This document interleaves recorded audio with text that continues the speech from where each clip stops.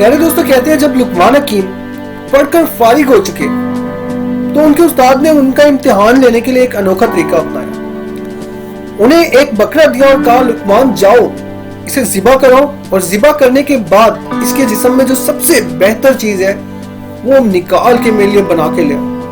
لقمان حکیم نے کیا کیا, زبان اور دل نکال کر اس کو اچھے مثالوں سے تیار کر کے استاد کے سامنے لا رکھا. استاد نے جب چکھا تو بہت خوش ہوئے اور لقمان کو کہا لقمان جاؤ تم آج آدھے پاس ہو گئے. لقمان حکیم آدھے پاس ہو چکے تھے. پھر کچھ دن بعد دوبارہ ان کی اسی طرح سے ان کا امتحان لیا گیا. جب امتحان لیا گیا تو کیا کیا گیا, استاد نے پھر سے ایک بکرا دیا اور کہا لقمان جاؤ آج اس کو ذبح کر کے اس کے جسم میں جو سب سے بری چیز ہے وہ نکال کے دے.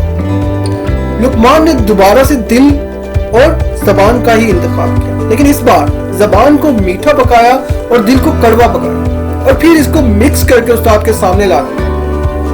جب استاد کے سامنے لا رکھا جیسے استاد نے چکھا تو استاد نے اس بے ذائقہ چیز کو کھا کر کہا لقمان یہ کیا ہے؟ تو لقمان نے کہا استاد محترم یہ وہی دل اور زبان ہے, لیکن آج جو زبان ہے نا وہ دل کے موافق نہیں. زبان اور دل میں فرق ہے.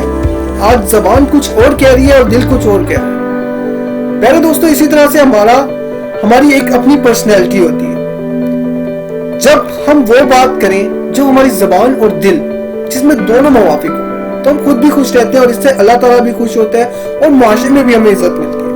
اور جب ہم ایسی بات کر رہے ہوں جس میں ہمارا دل اور زبان موافق نہ ہو, زبان میٹھی ہو لیکن دل میں کچھ کڑواہٹ ہو کسی کے لیے, تب ہم صحیح طرح سے ترقی نہیں کر پاتے اور ہم خود بھی پورے جہان میں شرمندہ ہو کر رہ جاتے ہیں. اس مختصر کہانی سے اور مختصر سے عمل سے لقمان نے تو اپنا امتحان پاس کر لیا کیونکہ استاد نے کہہ دیا تھا کہ لقمان تم پورے پاس ہو چکے. لیکن دوستو اس کے ہمیں بھی ایک سبق ملا کہ ہمارے دل اور زبان موافق ہونی چاہیے. میں ہوں آپ کا دوست نعمان صادق. میرے چینل کو ضرور سبسکرائب کر لیجیے گا. آپ کی قیمتی وقت کے لیے شکریہ. Thank you so much.